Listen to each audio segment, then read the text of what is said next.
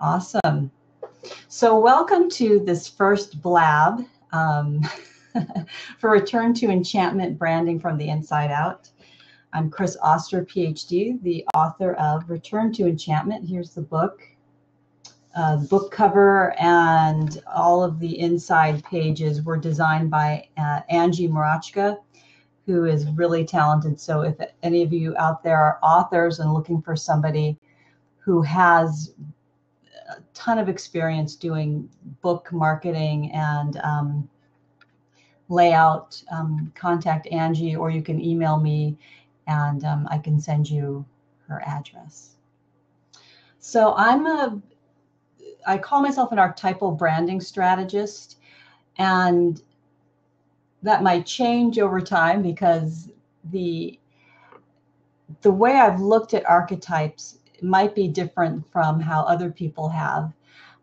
It's, comes from a Jungian psychology background. And this first chat that I'm doing today is basically talking a little bit about the introductory chapter of the book, which you can actually download. I could probably post it in the comments. So if you want to download the first 2 chapters of the book, you can. And this week and next week we'll be covering those chapters, and then you can kind of see the table of contents and all of the other goodies to see if it's, if you'd like to purchase the book. My website is called Mythic Rhythm, if you haven't been there before. So you'll see the link. I'm going to put it in right here. Hi, Hugo. Okay, so here's the link to the book page on my website. And then I will post the sample chapters.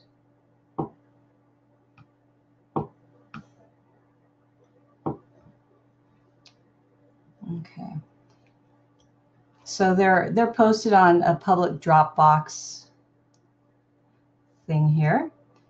So it's in the chat. So you can read about, more about the book and see some of the advanced praise that it got.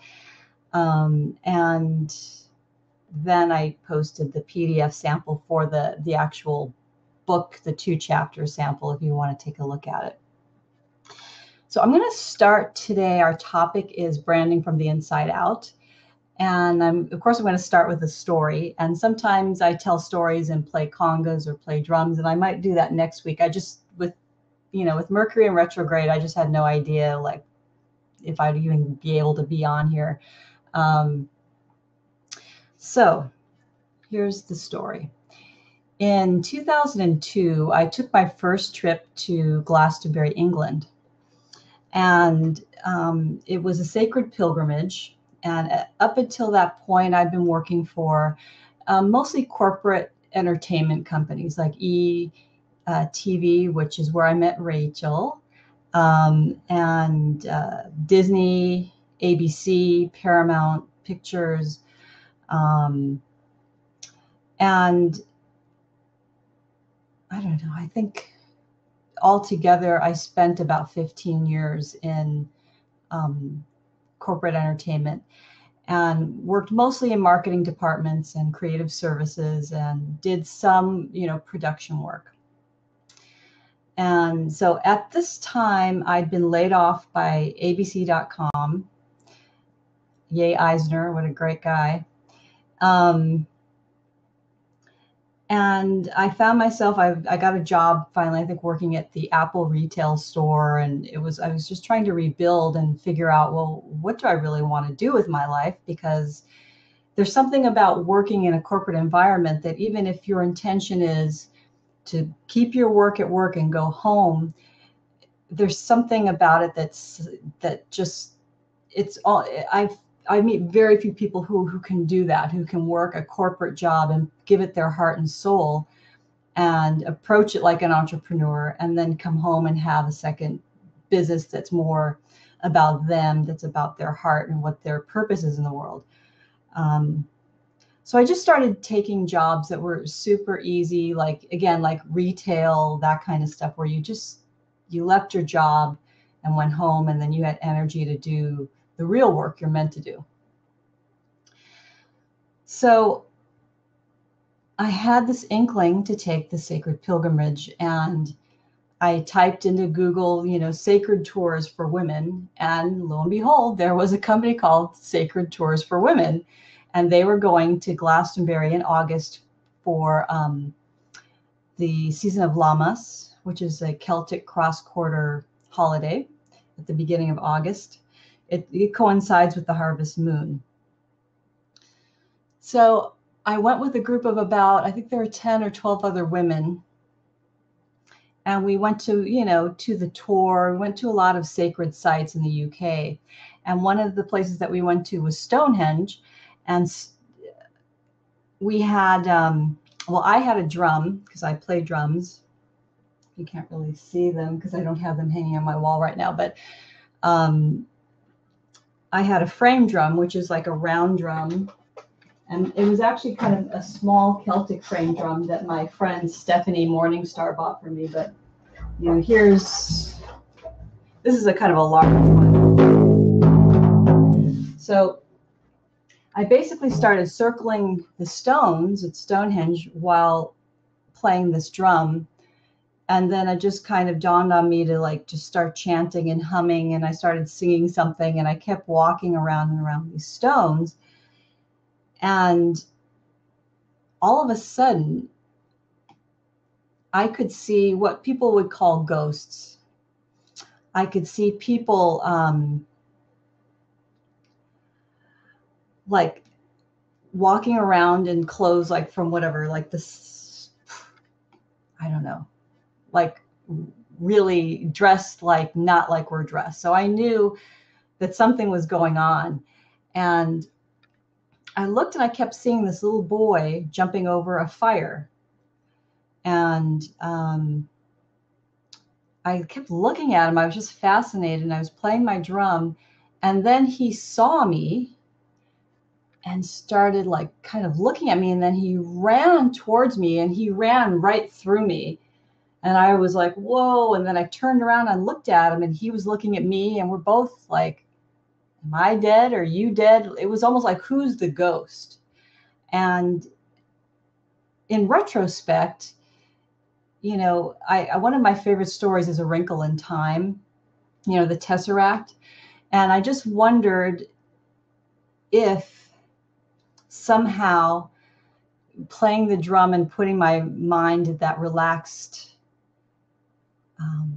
open alpha state. So my time and his time kind of folded together. And maybe we were both alive, and I was seeing him in his time and he was seeing me in my time. Who knows? But it was I had so many supernatural experiences while in Glastonbury. And as a child, I also saw spirits. So I've always kind of approached things, even in the corporate world, from a different place. So that's, a big part of what this first chapter is about. It's about the imagination. And what I'm using is a lot of the philosophy and the theories, from Jungian psychology and from Sufi, how the Sufis see imagination, that it's the place where spirit and matter meet. And one of my favorite quotes by Joseph Campbell, who, I got my PhD in mythological studies, so I'm a huge Joseph Campbell fan, and have been since seeing the Power of Myth series with Bill Moyers. But he talks about imagination is the place where the divine meets you. And in one of his books called, I've quoted in here, I think it's called the Eastern, oh darn. I'll look in the bibliography, I'm sure it's in there.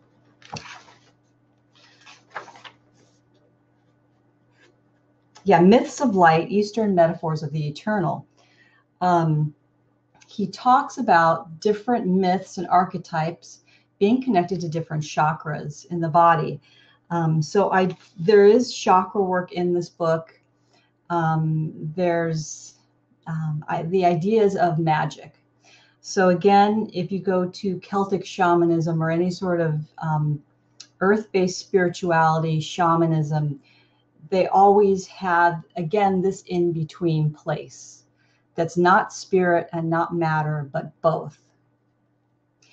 And a big part of how I do my marketing and my branding and what I coach other people to do is accessing that place first and then taking it from there, because that's going to be the most authentic, the most raw and true material to you. I'm going to do some reading here. Oh, so before I continue, does anybody have a question for me? I'm going to look here. There's a chat on the right here. And I believe, according to my friend Rachel, you have to be logged into Twitter.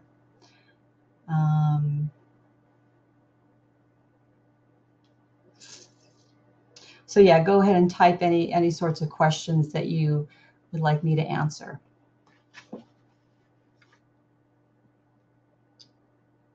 Okay, so in this first introductory chapter, I do give tips and suggestions about how to work with the different chapters in the book. And it's something that I do myself every day and every week. Is basically I have like a date with my business or a date with my livelihood, so to speak. And I try to make it, almost like a romantic dinner. It's got to be pleasurable. It's time where I can, look at the calendar, look at the past projects from the weeks before and see, wow, what's going on this quarter? What do I really want to accomplish? What's calling to me? And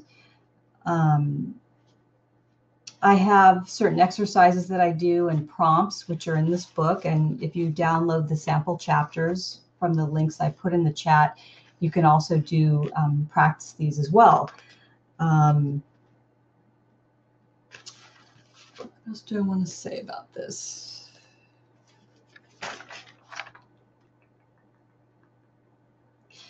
So this place, what the Sufis call mundus imaginalis, it's dreamlike. And I can tell you that my most successful projects in corporate came from dreams that I had, or I would wake up at like 4 a.m. and boom, just like the answer would hit me to any sort of problem or conundrum, or, this is what we need to work on today in our department, and this is what needs to be marketed. And it would just hit me, at 4 a.m, 4:30. So then I'd wake up and I email my boss, and I can't tell you, I mean, that the man, one of the men in particular that I worked for, I think he loved me because it was like I was on fire. I always had these new ideas. And again, even though I was in a corporate environment, I approached it like an entrepreneur. So even if you are in a phase where you need to keep your, 9-to-5 corporate job, this book can really help you move forward and really perform better in a corporate environment. And again, it brings you back again to this idea of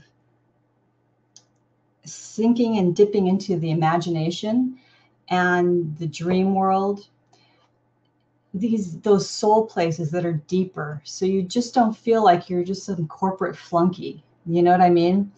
I don't think I would have lasted as long in the corporate world if I didn't have these sorts of practices. And my original learning was through learning sacred magic from Celtic based Druid woman. And then I also studied in Brazil. For my dissertation, I did a study on Brazilian candomblé, which is a West African religion that was brought by the slaves to Brazil. So I'm going to read a couple of little ditties for you here to hopefully send you off with something inspirational.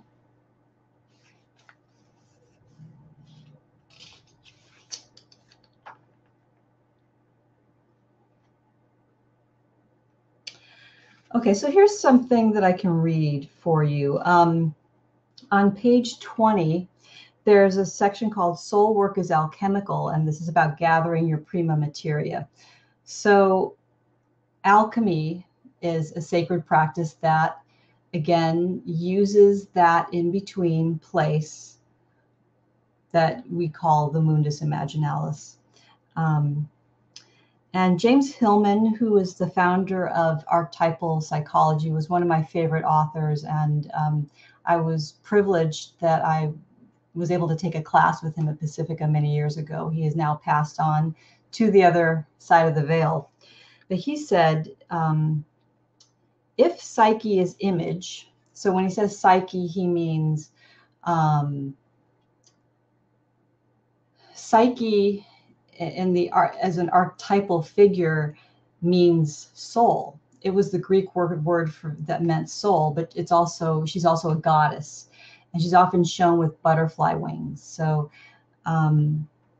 psyche is also means, it meant breath. So that which animates the body. And it was believed that the soul and the breath and the body were connected. Something that we, once Descartes came along, kind of, the matter and psyche got split. So Hillman says psyche is image, and we know what images are. We use them a lot, and we use them in marketing and branding. So then he says, then why not go on to say that images are souls, and our job with them is to meet them on that soul level. So what I like about Hillman's work is he goes beyond just the straight, well, here's the archetype of the mother or the father, because we know we have this collective unconscious, and we could tap into these archetypes in our branding and marketing for effect, right? To get more clicks, to get more attention on something, and garner a more visceral response from our audience. But what I like about Hillman's approach is that he meets the images as if they are autonomous beings. They have their own personality, they have their own depth, they have their own life. So it goes beyond this very generic, collective consciousness. It goes into what's the personal consciousness behind the story of this image.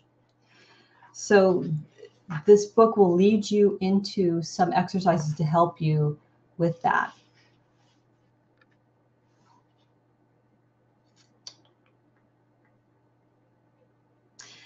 A really important part of imagination too is this idea of play and innocence. So play is something that, we normally stop doing as adults. We become serious and, but obviously there's such thing as serious play, but there's this idea that now the time to play is over. And this book kind of helps you with this sort of what I call imaginative play exercises. And I give you some methods of inner work. And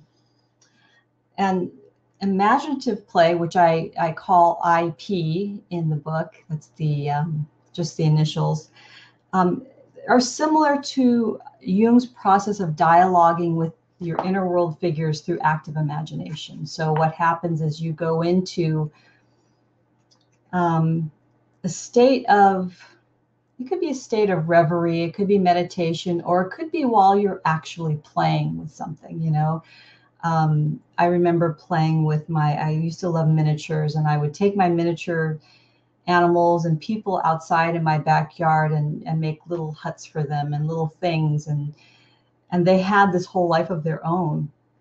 But in those moments where you're in the play and in the activity, there's so much going on in the background, right? There's what comes through is super inspired ideas. I think it's George Lucas or maybe it's Spielberg, one of them in an interview said that they get their best ideas while they're driving and they're on autopilot, just whatever, going back and forth between the studio. And all of a sudden, a great, line of for the script comes through, or a new idea for a film. So when you're not struggling and, like concentrating and focusing really hard, you actually, again, you're accessing that in-between place. So you can think of play also not necessarily as literally play, but when you talk about like, there's some play between this and that, like means there's some movement, you can kind of adjust things and move things. So that we could also, use that as a way to get into this idea of play, that it's a loosening. It's that space, again, space between two things, having space so you can get to that innovative idea, so you can get that inspiration that that really fuels your work, whether you're a writer or a healer or both. Yeah, I find that doing these exercises on a regular basis is really great. I mean, I was doing imaginative play and active imagination for about 2.5 years straight every morning. I would just wake up and do it. And I would do it before work for 20 minutes, sometimes longer. Sometimes I'd be in there, I'd wake up at 4 and be in there until 6 a.m., be in there for 2 hours and have pages and pages of ideas and content. So this is a great quote by an Islamicist named Henri Corbin. And he's talking about the Sufi and also, again, this alchemical place called Mundus Imaginalis, the imagination, or the world of the imaginal. The world of the image, the Mundus Imaginalis, a world that is ontologically as real as the world of the senses and that of the intellect. This world requires its own faculty of perception, namely imaginative power, a faculty with a cognitive function, a noetic value which is as real as that of sense perception or intellectual intuition. We must be careful not to confuse it with the imagination identified by so-called modern man with fantasy, and which, according to him, is nothing but an outpouring of imaginings. So what this imaginative play exercise will do is it will help you connect to this middle space, this mundus imaginalis that I just read about. And when he talks about a noetic value, the term noetic means dreamlike. So you kind of know you're in this space when, you just, images will arise and they may address you, or, you start conversations with them and you can ask them questions and actually build a relationship with it. So a lot of these ideas also come from alchemy, where the alchemist would work with usually what's called an ally. And again, for those of you that are writers and know things about story, which we need in branding and marketing, story is so important, which I'll go into probably more next week. But the inner figure is transformed because they have a life of their own and you are transformed. So there's this symbiotic relationship, and it's not codependent or anything like that. And it's not about this figure telling you what to do, or you telling this figure what to do. It's like an exchange of ideas, a conversation, it's a dialogue. And I so highly recommend practicing it, even if you want to try it like just for 2 weeks. Put this 20 minutes, schedule it in your calendar, follow the directions on the exercise. It's on page 29 in the book. Let's see what else. Yeah, I think, yeah. So there's an exercise that I walk you through, connecting with your inner guru. So the guru is someone who dispels the darkness. But, you know, for you, you could call this being whatever you want, but usually it will come forward when you're in this more meditative, playful state, and it will have an image of its own, and it will tell you its name. So I think it's a great way to kind of just dive into this work. You can do it 20 minutes each morning, or maybe the evening's better for you. Try to do it somewhat at a consistent time, and try doing it for 2 weeks straight. And after and during each of these sessions, you're not unconscious, you're not sleeping. You know, you're wide awake. You are taking notes. So kind of what I do is I put like K for my name. Like, so I'll say K, and then I'll say something, I'll write it down. And then let's say the being's name is Jonathan. So then I'll just put a J. So when Jonathan answers, I know that that's Jonathan's answer and not mine. So it's almost like a script once you get all the way through it.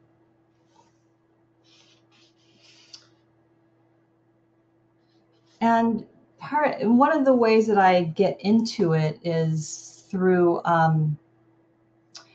deep breathing, or I'll also have some more atmospheric music, or even like nature sounds, like beach, the sound of the ocean, or the sound of a thunderstorm. I tend to like that to first get into it, but I usually like to maybe just time that sort of thing for like 5 or 10 minutes, and then the rest of the time to have silence. This is definitely a practice where you would need not to be interrupted for at least 20 minutes. So you need to make the space and let people know, if you have other people around, that they're not to disturb you, because it just kind of cuts it off, and then you have to get back into it, which is not as fun. It's better that once you're into it, to be in the flow. So some of the benefits of doing this practice: it reduces overwhelm, exhaustion, and burnout. It helps you feel, again, more connected to yourself, and that you're kind of connected to this divine channel, you know, where you're meeting this being. So that reduces feelings of being disconnected or alienated, which is something that many of us suffer from. It increases confidence in your decisions. I've noticed this on a number of occasions where I really wanted to put something out there, or I wanted to wait to put something out there, and then I would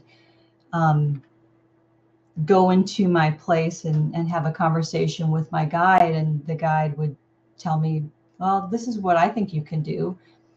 Because of course you always have free will. If a guide ever tells you something and you're like, yeah, that doesn't sound right, this doesn't resonate with me, then you have every right to make your own decisions. They don't make decisions for you, but I think they confirm, because I think a part of us always knows we're connected to that intuition of what we're supposed to be doing. So once you have that confirmation, it feels nice. And then you'll see down the line, as you continue on this work and you're documenting it, wow, if I would have done this project a week too early, XYZ would have happened, and it wouldn't have been so successful. So it does improve success rate. I will tell you there, that is the honest truth. Increases creativity because you play a more active role, in the sense that you're not just doing what somebody says. You're not just going along with a plan you made like 5 or 6 months ago. You are like each day and maybe even each week reevaluating and being present with your creativity. So anyways, we're going to meet again in a week. So I hope you can make it again next Tuesday. It's the 29th of September, I believe, at the same time, 9:30 a.m. And try doing the exploration, connect with your inner guru through imaginative play. Try doing that for the next week and report back and let me know how it goes. So again, I'm Chris Oster, and thank you so much for joining me for this first blab to celebrate my blog tour for Return to Enchantment. Ta-da! It's so lovely. And there she has this beautiful woman has her wolf ally. Originally, it was just the woman, and I felt like she needs somebody else there. And I had a meeting with a friend of mine who runs a wolf sanctuary. Wolves used in therapeutic purposes. It's an amazing, amazing center, which I would like to focus and let people know about soon. So I told her, put a wolf next to the woman, and I was like, oh my gosh, it was so meant to be there. Anyways, have a beautiful week and stay inspired. If you have questions, go ahead and throw them in the chat box. And you could also email me at chrisoster, KRISOSTER, @gmail.com. You can find me on Twitter at Mythic Rhythm. And my website is mythicrhythm.com. Thank you.